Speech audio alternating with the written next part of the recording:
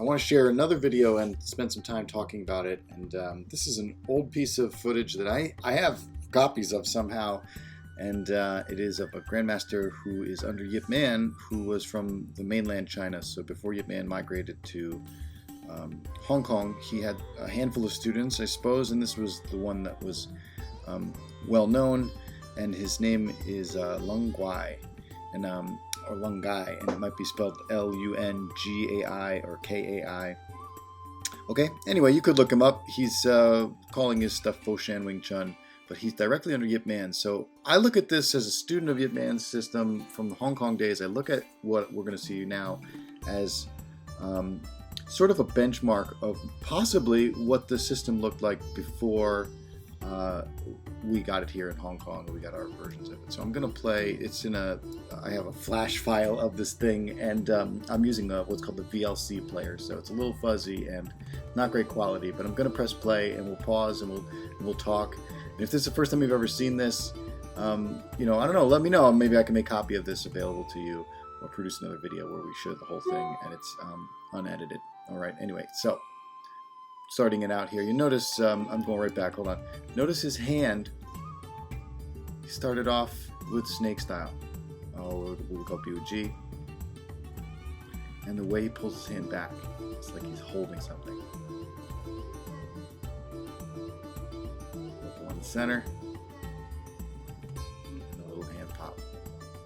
This is some of the most boring parts of this form if you're studying it, or you're trying to show anybody Wing Chun. You say, hey, look, I do Kung Fu, want to see? Because they weren't doing anything in this, standing very, very still, only training smallest motion of the change of the elbow, the lift of the elbow. But that's the Fu Sao hand, you can see, and back to Wu Sao. So this goes big sword, little sword. And it's done 3 times, 4 times, 5 times, whatever people do here. So I'm going to go a little faster. Yeah, so there he is again.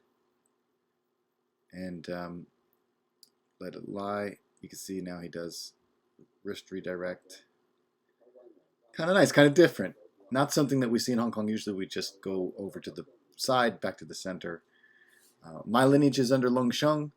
So we'll go and we'd call that the first, one of the first disciples in the Hong Kong classroom, and whatever those forms look like, that's what we practice. So here I am as a student. I go and I see this master training, who's supposed to be under Yip Man, and we don't know necessarily what he changed or what he might have maybe emphasized in his training, but we're just going to go off of what we see here, and some very nice little pieces, very nice.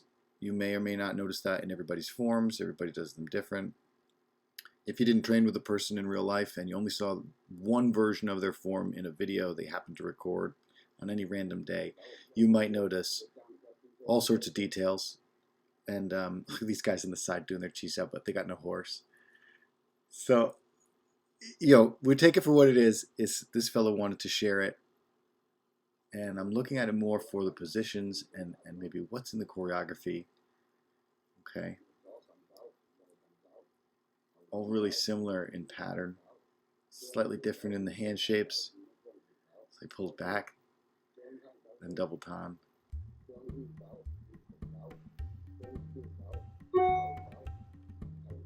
People buzz me, ignore the beeping. Now this piece I love, a little low sort of Fu Sao. So he sort of sinks and pulls it away. Usually you don't see it like that. And a couple of these. Obviously the Tan and Gan are really important pieces in Wing Chun. So if you know what you're looking at as a student, you can understand, hey, that's nice that this guy actually has this one move 3 times in a row. Is it necessary? No, because you take your form sections and you drill them, but it's nice to see what it is that they're studying. Nice and low palm. It's interesting, he really throws the arm across the line. It's very low.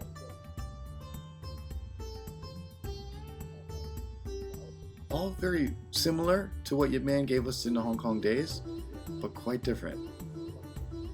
Okay, so I have a couple more videos and I'm going to stitch these all together. I have this Chum Q and I have his dummy, so stick around, I'm going to give you that next.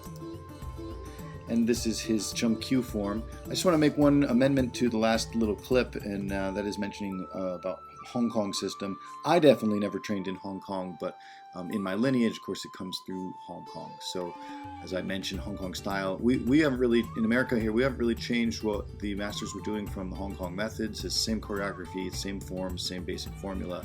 We're all basically on a treasure hunt to see if we can figure out what it is that they all knew, and innovate if possible, or at the very least bring ourselves to the highest level that we think we can.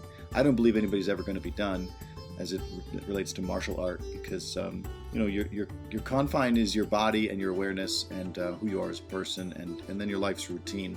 If you take breaks, you're not going to arrive at the path as fast as people that are just completely steady and make Kung Fu part of their life's routine. So going into this fellow's Chum Q, I'm going to press play. And here he is, obviously probably same day of training. These guys are just hanging out. So I'm going to try to ignore them, even though we want to tell them to sit down on their horse. All right, I'm going back. So nice little X. I love the little small short jing that this master brings into his hand techniques. Now again, we're in Chum Q, but he begins with the Buji snake hand maneuvers, which in the Hong Kong forms were only given in the third boxing form. So I think it's a pretty nice hallmark to mention that they were in both so far, both in Selam Tao and Chum Q. Now we only do one of these, but you can see now he's doing something special. He's building a wedge and opening the wedge. Chum Q is meant to be a doubling. So what you did in the first form, you double everything. All right? Similar methods. Very interesting. He's using Fuxiao to return, and this hand pulling all the way back out. Some of this is done in the same way in our methods. Some of this is quite different. He's kind of just blitzes through that. But we understand, if you can just see this for a second, you see the triangle in this shape. This is a very, very important concept in just arm movement. If you're going to interact with another person's arms, building geometry into the space is really important. So I kind of like that he does this 3 times. All right, so then he turns. Oh, okay, skipping. So then he turns 1, 2, 3. I like that little step turn with a little heel pivot. This is very interesting, and of course all this is up really, really high into his face. I like to do a lot of this a little bit closer, but it doesn't matter. This is their method, and I'm sure this guy knew how to use it. Right? Bong Sao, turning. I'm always looking at footwork, so I see he's doing this very cool little step turn. Again, looks so close to what we're doing, but just with his own flair. Turning, dropping, turning. Okay, I'm going to give you a little history going back. So I don't know when it changed, but we're going to say probably somewhere mid-60s. This maneuver was modified. And if you want to look to see who modified it the most, I suppose you'd look at Wang Shenlong, and you'd notice that in Wang Shenlong's arts, they will only go to Lan Sao, even though they usually bring it a little lower than this. They go from Lan Sao into Bong Sao. And you'll notice in Lung Chung method, or of course now in this fellow's, he brings the elbow down. Oop, I'm going to go back. Let you see a few times. He brings the elbow down. Oh, too far back. Hang on with me. So he's going to do the same thing. Bong, Lan, then Lo, Tan Sao. Once you've done this maneuver and you want to kind of exchange out of it, you dunk the technique, and then it relates to the strike. But I got to pull this out. There's so many little gems here. So this little element, if you look at his punch, looks like he throws a Phoenix Eye punch. He's not just doing a traditional, regular old straight vertical punch. And we're back into it. Well, enjoy it, right? I keep clicking the button. Again, this player is not that good, this little VLC player, so it doesn't give you a lot of precision. All right, and he grapples and punch. See, his knuckle was down. In the old systems, this isn't meant for, just boxing and playing. It was meant for doing real work. So a lot of the punches would be Phoenix Eye punches. Take care of the guy right away. It's just interesting. Turn, kick, kick.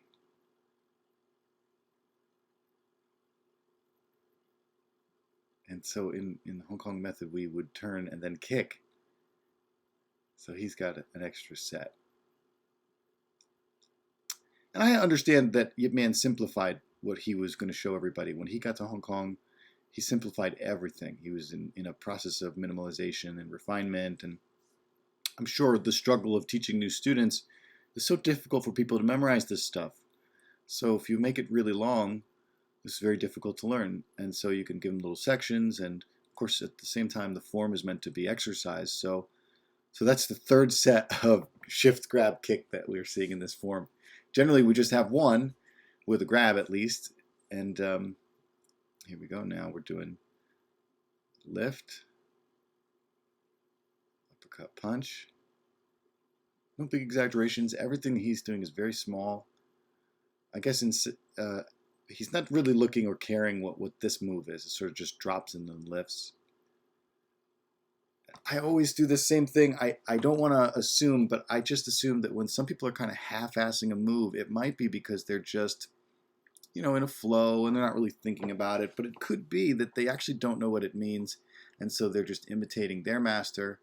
And, that's not their master's fault. That's their fault for just not looking for the reason why certain things would be done. I'm not saying that that's why he's doing, but with some hands that are half-formed or unformed, or like this low Tanzao that kind of just comes back to him, I'm sure it doesn't matter because he can fight. But we're building muscle memory. So what is this thing doing when it returns?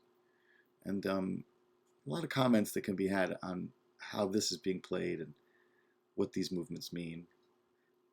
Okay, 2, 3, and then the punch. And I love the little finisher. Really interesting. You'll notice I'm going to just skim it, right? We had a bunch of kicks. There was a huge kicking section. Kick, kick, right? Up and low. If you can kick high, you can kick low. Most of the time, the kicks that are effective are low. I love this. He steps around the line of fire and then pivots. Kick, kick, and the grapple down. It's very, very common. One of our hallmarks of our hand maneuvers is that we grapple through people. We just grab their hands from them. They're pushing, they're strong, they got a lot of power. We just pull. Push is defeated with pull. So this is very nice. He's kind of moving around structures.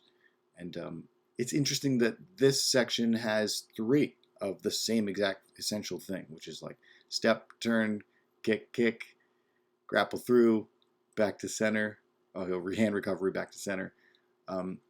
Again, like this is where drills and forms can be won. And we don't know, maybe Yip Man remembered that was the way he was doing it, and that was what was cool in those days. But as you get beginner students or younger students, maybe you're in a rush to teach them, and so you can blur the lines on how many of these things they might do in their form time, and to supplement what you used to give them in form, then you make them do marching drills, or you make them take a section and repeat it a billion times. So anyway, originally there were no forms, there were just methods. You shadow fight, and these guys that really knew it and understood it, they might know what they wanted to get better skill at, so they shadow fight a particular combination over long periods of time and through family lines and from disciple to disciple. Some of these things might have been penciled down and solidified enough so that you weren't just flying in the dark. So what we're seeing is always an accumulation. One drill set built on top of another drill set, built on top of another drill set. I'm going to guess this video, it has to be, I think, from the 80s. And I'm just judging by their pants. But so, going back in time, this is a long time ago. I do believe he's passed. And all while this is happening, Wing Chun is proliferating in the West and all over the world, and getting more refined and getting more hardened, and people coming up with new drilling regimens. It's a growing, living art that has deep roots. So this is, if you study Yip Man Wing Chun, this is a nice piece to hopefully not confuse you, but to confirm that there is always going to be subtle differences from lineage to lineage, right? One more clip that we're going to bring in, and this is the same master, Lun Kai's wooden dummy form. Again, I have these files from forever ago. I've been holding on to them, I guess, for way more than 15 plus years, and I don't even know where they came from. But I have actual copies of them, so I was able to study them in the years past, and I love where they sit, but as you go and try to memorize a whole bunch of other forms, you're just probably going to confuse yourself. And then when you finally settle down to actually practicing, you might get confused with what you want to practice. And the true hurdle is now when you want to take a disciple and show them something, if you keep showing them 500 different versions that you know, they're never going to truly have anything that's well formed. So I've always leaned heavily on the system that was given to me, not trying to reinvent that. If I can modify it to improve it in very subtle ways, I'm going to. I pick up a little subtle snap or a slight adjustment in position for, from move to move, and I've definitely slightly modified it. I can't help it in days since when I first began, and that's because I'm getting better at it. The more times you play it, the more little subtle ideas will occur to you. So okay, so I'm going to look at this man's wooden dummy form. All right. Start off simple. The first comment is always that this is the traditional way that the Wing Chun dummy would be built, in the ground. And what we see where the dummies are stacked onto the wall or mounted onto the wall, this is a modern invention, and it was built in the years where Yip Man was in Hong Kong, and they just didn't have any floor space. It was just too difficult to cement these things in. Everybody was in apartments and flats, and so you mount it on the wall. That's a good practical way to modify and make it still functional, even though it's mounted on the wall. All right, so you're just going to look, and we go around. I don't know what he did to begin this, and I'm always on footwork. I like that he's on his heels. To me, that's the way this should be done, but I don't like that he's not coming back into his first form horse, and that's no big deal. Maybe, of course, it's a random day, and he wasn't training that hard. He's not that low into his seat. You don't have to be that low, but I love trying really hard to train my legs as hard as I train my arms. And so getting low is a really important part of training the dummy. Yeah, again, like some of these moves, he's just kind of ghosting through a little tap. For better development, you're going to want to really try to hit this thing a little bit and be very precise with your targeting. This pattern is all over the place, okay? And if you're familiar with the Hong Kong wooden dummy or the form that's in the little gold book, you'd say, wow, okay, we're all over the place. There's no shifts at the end, there's no cow sows, so he's in like another Popeye section. Has a relationship, but clearly this guy's doing something different, okay? Looks like it's last section, but we're in the middle.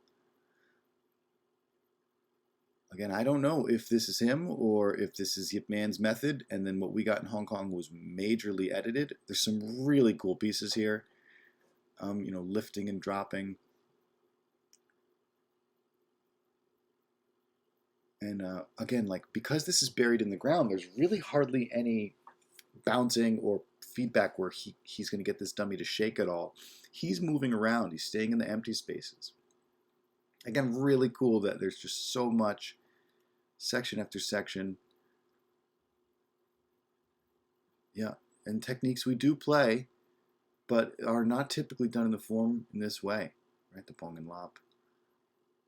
Catches and throws, recoveries and kicks at the same time. Some older versions of Wing Chun, where they spell it Wing Chun, they have a lot more. Like the Tang Yik family has a lot more in their dummy form. And I wonder, you see this and you wonder maybe, there's actually more closely related. And what Yip Man did in Hong Kong isn't necessarily a crime because he refined the art, but he took so many pieces away possibly that, we're missing some treasures. So I just love seeing any of these old forms where there's just so many moves. I mean, look how many Phoenix Eye punches he's throwing through the gut here. They'll go to the rib, of course. Turning in and out. Awesome. Quan Caos and punches. Just amazing. Okay, thank you guys for joining me, and we'll catch you again in the next video. Give us a like, give us a subscribe, and definitely leave a comment down below and let us know what you think.